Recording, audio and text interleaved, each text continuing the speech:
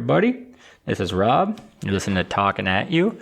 And today, don't have a whole lot of major topics, just a little everything in general. A lot of it's going to be about the COVID, storms, people helping each other out, stuff like that. So I guess the biggest one, I just overread a conversation on Facebook, someone bitching about Walmart employees and how they're not friendly, not helpful. Now, I'm not a huge Walmart fan. I don't really go there a lot. I used to. Same thing. But people are right now, you can't expect them all to be happy.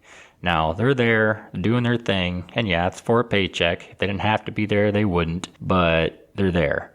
So when you're at the checkout line or making a return or something like that, and someone's not just all full of happiness and rainbows, it's because they're dealing with stuff too. It's not just you having a hard day because you can't return your DVD. These people, they're going through some shit. We're going through some shit. We get the benefit, if we're lucky enough, to go shopping, come home for the rest of the day. They got to deal with the rest of the hundreds that need the stupidest stuff in order to survive. Maybe next time you decide to complain or write a bad review, maybe you want to ask the person how their day is going. And sometimes just talking. That person venting to you, telling you about their day, whether you give a shit about it or not, is all they needed, and they can move on. Just reach out to people that you notice are in bad moods or not feeling quite right. I mean, you can tell. And sometimes you can't, with the masks and everything. People just aren't noticing smiles anymore, and you can't tell someone's attitude. So you got to go a little over and beyond. You can't just crack a joke and smile or just grin, something like that. It gives someone an idea that things are okay. They don't. All they see is your eyes. You can't always tell if someone's happy when they're just staring at you. So yeah, so just keep an eye open. If you see somebody in a bad mood, take care of it. You don't got to be a dick just because they're a dick. Sometimes they just need somebody to talk to. I myself, I have a lot of experience in retail and helping the community. I've worked retail. I'm still in the business of dealing with people. I do my own business now, so it's not as large of a scale as it was. But in a retail scenario, in most cases, people hire you because you're good-natured, you got a nice smile, you're good with people, things that you should be getting hired for on top of your skills. But in retail, you're expected to be happy all the time, and most of the time that's possible in normal times. But right now, we're not in those times. And before that, I've worked in retail. I've seen people through places that I've worked. I've seen places where I've shopped. All these people get hired because of their good nature, like I said, and it's just over time. It could be bad management that, you got these certain bosses, whatever, that think they just are the gods of the business and they know everything there is to know. And it does weigh down on the employees if they're in a position where they have a say and they're disregarded because there's a lowly employee. People will stop caring if they're not being listened to. A lot of employers just look at these people as slaves. And once these people get that mindset, they don't want to do the job no more. You got to treat your employees right if you want them to treat the customers right, because they're just taking their home baggage, adding it to their work baggage, and it's just compiling all day long. Because it's not like they have someone to sit there and talk to. So before you explode, yell at them or whatever, just take a second to maybe ask them how their day is, how things are going. They may answer with piss off, it's none of your business. Then it's none of your business. At least they know you halfway cared. So whatever. Do your part, try. If it comes back at you, don't worry about it. It's not like them not liking you is going to matter. Just consider people might not be having a good day. And that's all there really is on that. And another subject, I guess, is the COVID vaccine. Now, there's a lot of people going both ways on this. I'm one of them. I'm probably going to get it because I don't really care. I've never had the flu shot. I've never had anything outside of, chicken pox or whatever mandatory vaccine that I'm sure at some point everybody fought too. So, but yeah, there's people out there just struggling to find a place to get a vaccine. In my area, we have a lot of Native American tribes, so they have different access to it than our standard hospitals. So they're allowed to distribute it when other places can't do anything with it. Like if someone goes in there, they got 10 set aside and only 6 people show up, they can't just give it to you. Where the tribe, they can do that. As long as they have all their people vaccinated that wanted it, they can actually start deciding who next gets it, which has been great. Better than throwing it away. Now, there's some people that say, why? That's not necessary. But anybody can get this, should get it. If you don't, that's your call. There'll be more than enough people are going to have it. It's just like the flu. Can't expect everybody to get it, but enough, it'll matter. So, like I said, I'm going to get it. I'm not worried about it causing any major damage. I mean, I've had tetanus shots. They cause swelling in my arm, pain for a couple days. Never got the bruise, but it can cause bruises. I mean, there's much worse vaccines out there that cause much worse things. So if you do get sick from it, that's part of the process. I mean, that's saving you from, if you did get it, that it would be even worse than that. So it's good to get it. And those that think they've already had it, maybe. But if you've already had it and it had no effect on you, who's to say that's a good thing? Maybe I don't know. Maybe that's the way it's supposed to work. Not huge on throwing out conspiracy theories. I like making them up, but I'm not going to go advertising them. But if you want to think that this is a man-made virus, then the idea of it killing us isn't a very good long-term solution. Now, I'd have to assume if someone wanted to design a virus to affect the world and change humanity, it'd be one that people didn't know they even had. So chances are the effects it's having on everybody, that wasn't supposed to happen. Maybe we're all supposed to just go about our daily life. Nothing is supposed to get us sick or kill us. And the ones that are the ones that, I don't know, maybe in the end they're the lucky ones. Who knows? Because this could cause anything. I mean, it could be a virus that kills any chance of having kids in the future. We don't know until we start noticing decline in population, when babies aren't being born and stuff like that. We won't know until we start noticing it.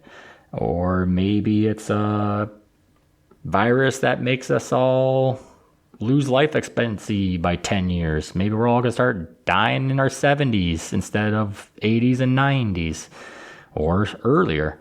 So to just say you've had it, you don't need the vaccine, that's not even accurate. You're not a scientist. Until someone says having it for sure means you're not going to have long-term effects, I'm getting my vaccine because it's not going to hurt me any more than getting some odd virus will. So I'm not pushing it. I'm just saying don't just disregard it. And you probably didn't have COVID. Just be safe. If you don't want to wear a mask, don't wear a mask. I mean, chances are you don't have the right one anyway, so it's not going to do you any damn good. Right, I probably shouldn't say that, but it's true. If you just got a paper mask and there's holes in the side of it, or if your breath is going out, breath is coming in. And what else was there? People that are shaming each other. It's like, you can't win on this for some reason. If you get the vaccine, people shame you because, I don't know, you're a sheep, you drank the Kool-Aid. That goes both ways. I don't really understand the whole sheep and Kool-Aid thing. But you can't shame a person for getting a vaccine. They're basically doing it so you don't have to. And that's the flu shot. That's how it works. They don't intend every single person to get this thing. You should be happy they got it because you didn't have to. Now, the only thing they pretty much know is if 2 people with a vaccine get together, chances are nothing's going to happen. Now, a person with the vaccine, without the vaccine, it's still is only 60 some percent effective in a scenario where 2 people with the vaccine won't get infected. Now, where there's 1 person with it and 1 person without the vaccine, chances are that person with the vaccine can still, I don't know, have residue or something and transfer it to the person that doesn't have a vaccine. And the person that doesn't have the vaccine can for sure move it around. So they're just bringing it to that person, to that person's home. All of that is bad. So, and maybe it's not a bad thing. Maybe this is all hype and we're just all being very cautious. I have to look at just other countries, stuff like that. You know, China's been doing masks for years, and I get it. Their air quality is horrible, and I'm sure ours isn't super awesome. They're not just wearing masks for fashion. They're in the places where the worst things happen as far as airborne stuff. If they're wearing it, if this thing came from there, I'm pretty sure we should be at least taking some precautions. Wash your hands. I mean, that's kind of impossible in all scenarios. Bring hand sanitizer and lotion because you're going to dry your hands out bad. I don't know. Just if you're going to have get-togethers, be smart. I mean, you may not have had it. You don't have to go out looking to get it. So it's simple. I mean, as far as I know, I haven't had it yet. I'm not planning to get it. And I do enjoy knowing that out of everybody that's had it, I get to say that I didn't. So down the road, when all this stuff takes effect, I get to sit back knowing that I get to say I told you so, I guess. So I plan to live a long life. I can't have kids anymore, which I guess good for me. I'm more worried about my kids not being able to have kids. So that's something we won't know until years from now. Don't just shame each other. No one's getting anywhere with that. If you think you're going to save the world and your voice matters, go out there and do your thing. But if it's just making anger and pissing people off, then leave it alone. You're not important enough to make a difference. If you don't want to wear the mask, don't wear it. If they shame you, these people aren't your friends anyways. If someone in public shames you, what do you care? You don't know them. And do what you got to do. Wear a mask, don't wear a mask.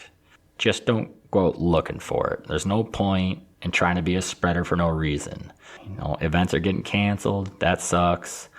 Don't try to go to all these bootleg events that duplicate what you're missing out on, because you're not missing out on nothing.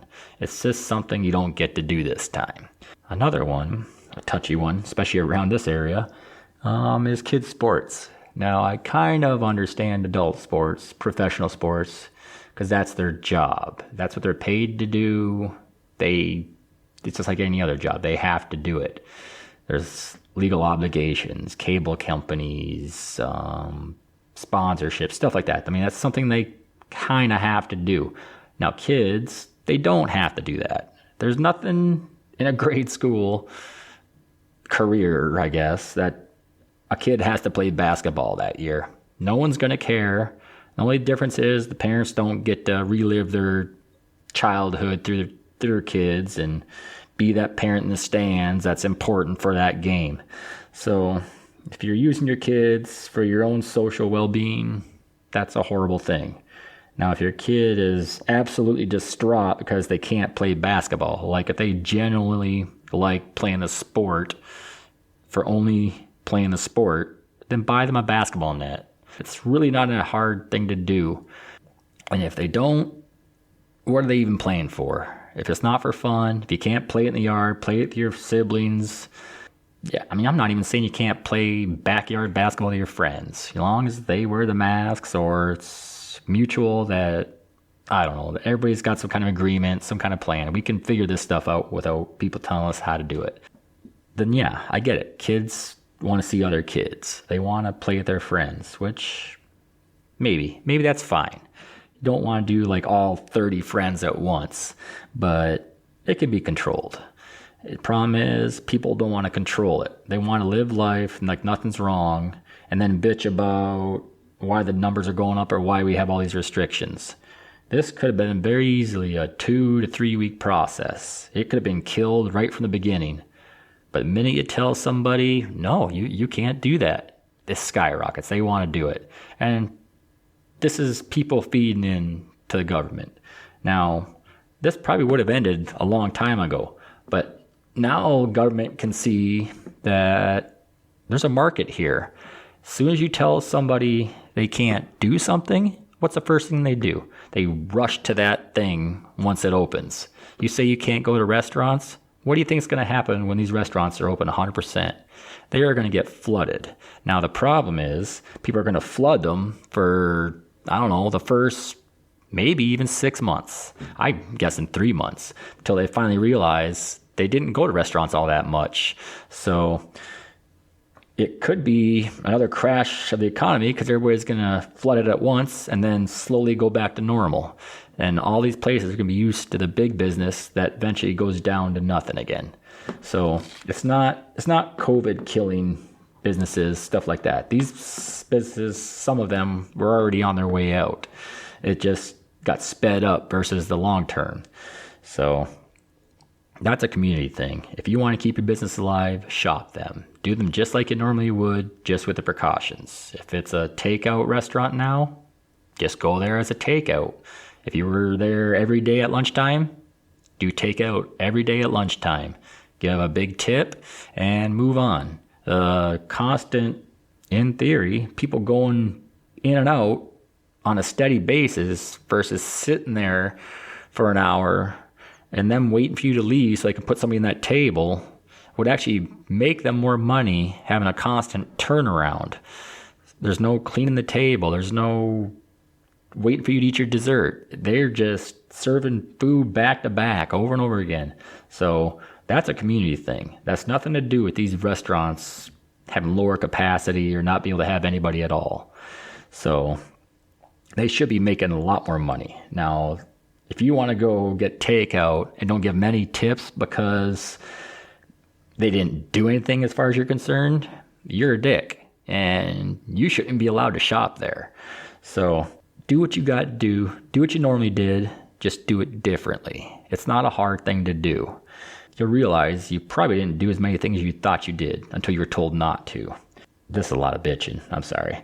But I'm tired of constantly listening to people on Facebook talking about all of this stuff they used to do that they can't do now, which is crazy. You go back, you look at their Facebooks, and they didn't do anything. They've got nothing in their albums. They've got nothing where they went out with their kids to these events or did anything. They're just bitching because they're being told what to do. And they're being told what to do because us as a society can't make good decisions. We're just selfish people. That's where we become. So now I don't want to come off sounding like people are bad people. Our whole society is ruined. It's not. Texas, they went through a massive snowstorm, ice storm, stuff they were just not even close to prepared for. Now, me in Michigan, we all sit back thinking, what the hell's the problem? Break out a snow shovel and move on with your day. Now, that's not the case. I mean, I get it. It's fun to joke and say, what's wrong with these people? How come they can't figure out a simple snowstorm? Problem is, it's just a different area, different building codes. Why would you prepare a house for a winter that's never going to happen? Now, they might be. So what I noticed from all this, they didn't at first do a whole lot. They thought it was more just a funny thing that was going to play out and go away, which normally it does. Interested that how much of these people came together. Now these Texans, they're proud Texas. We handle our own. Screw you, I'll do my own thing. But when it comes down to it, they do help out each other quite a lot. I mean, they were pulling semis out of the ditches. They were helping people fix their house. They were just coming out of the woodwork. Once you get over that screw you mentality and everybody's on their own, I'm not going to accept help from somebody, you realize as humans, we help each other. If you don't help each other, society will fall. And that's what saved them. They saved each other. Asking for help is not a bad thing. And it all stems from one person doing the right thing. Someone stepped in, said, "Can I help?" Or they forced the help on somebody. They just grabbed their tow rope and started pulling. But stuff like that, it just takes one person with the right attitude to change a whole scenario. Because I'm sure a lot of these people were just pissed, stressed, freaking out. It just took that one guy, that one woman that just said, "No, I'm not dealing with this. I'm just going to help out and get on my day." So it's a chain reaction. Just be nice to people. Don't go your way to piss them off. These are just regular people that just need a helping hand once in a while. It doesn't have to be a handout, just help. Speaking of Texas, I don't know, this might be kind of on a funnier note. I don't know, it's kind of a weird conspiracy I've been noticing. I don't know if they're just not used to the snow, but they got this thing where they burn it. And, like I said, from Michigan, we just look at this stuff and they go, what the hell? They basically compact it into a hard ball and then put fire to it. Now, I know if you don't know much about snow, that's fine. But when you do that, snow is an insulator. So when you pack it that hard and burn it, it's not going to melt. I mean, it's going to eventually melt, but it's going to put up a pretty good fight. And when you have a flame on a snowball or really anything that doesn't burn right away, it gets a black soot from the flame. It's not the snowball. And what else was it? There's people boiling snow, getting, I don't know, some of it you wonder if it's real or not, but they get like the blue liquid, or they get like a tons of dirt, or just all kinds of just nasty stuff in it. And all I could think of is, well, yeah, don't eat your snow. I mean, that's just I do it. Kids do it. I mean, it tastes delicious. But if you're getting that in your snow, that's probably in your air. That's not some magical snow. That's this crap you're breathing. That's coming down out of the air, formed in a crystal. And when you melt it, you're basically, that's why they say boil the snow if you're going to eat it. It's just like water. I wouldn't eat it even after boiling it, even though our snow appears a lot cleaner. I mean, you can actually boil ours and it's clear. So there's also, I don't know if you noticed, I don't know if they have it in Texas, but in Michigan here anyways, there's actually a thing we call snow lice or snow fleas. Depends where you're from up here, but you can actually, if you look at it, it looks like little black specks, like you just think it's just dirt or something, but they move. No, doesn't cause any damage. I'm sure you probably can eat them. It's not going to hurt nothing. It's not actual lice or fleas, but it's gross. So keep an eye on that if you're going to eat your snow. What else was there? There was people that showed pictures of weird looking snow. Like there's this one, I've never really seen it before, but it's almost like packing material, like shredded paper. Now, with the intense cold they had, now I don't know, I didn't check this out. Maybe you can fact check it, but I'm pretty sure when the precipitation comes down and it flash freezes that fast, it's going to form weird snow. It's not going to have a chance to take time to crystallize. It's going to be like a flash, like a raindrop came down, boom. It's snow.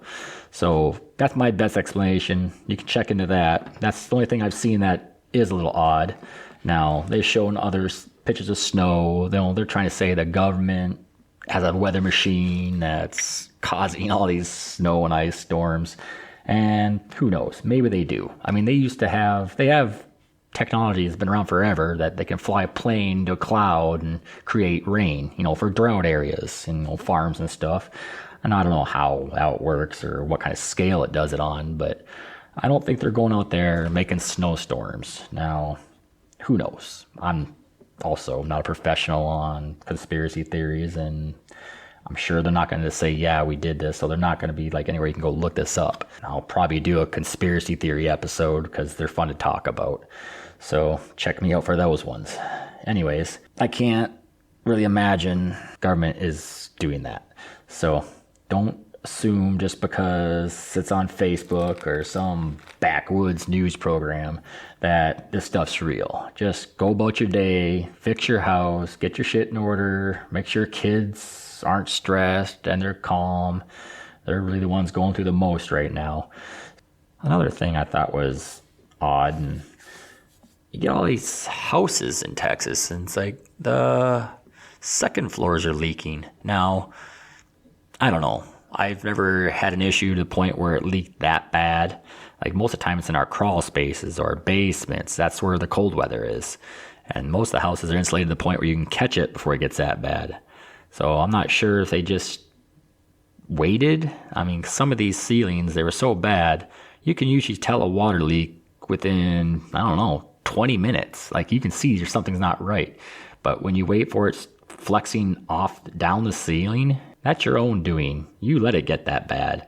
So I'm not sure if there's like awesome insurance in Texas where people let their houses get bad, but there's got to be water shutoffs. If it's flowing, you can still shut it off. And if it's not, then you might want to go to the plumbing store and get some stuff right away. Because if it's not running, you're not too far off from a burst pipe. And there's lots of ways to address it before it happens. And I'm sure now Texas will be well equipped for it. Chances are, who knows? Their Home Depots might not be prepared. They might not have had the right fittings, which plumbing's plumbing. They should have everything you need. So, like I said, this was going to be kind of an episode of just me venting and talking about things I've seen online that just surprised me. My opinion is my opinion. Yours is yours.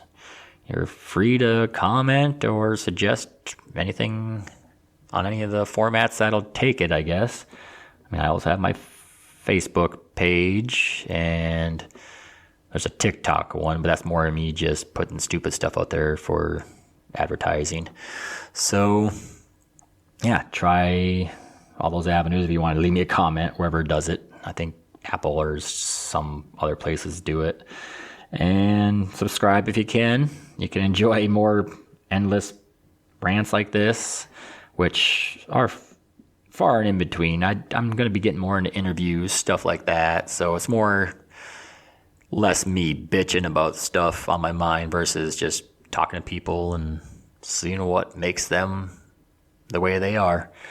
And if you want to be on a show, if you think you got a good story, drop me a line. I'll definitely check it out. I'm always looking for somebody's perspective on things.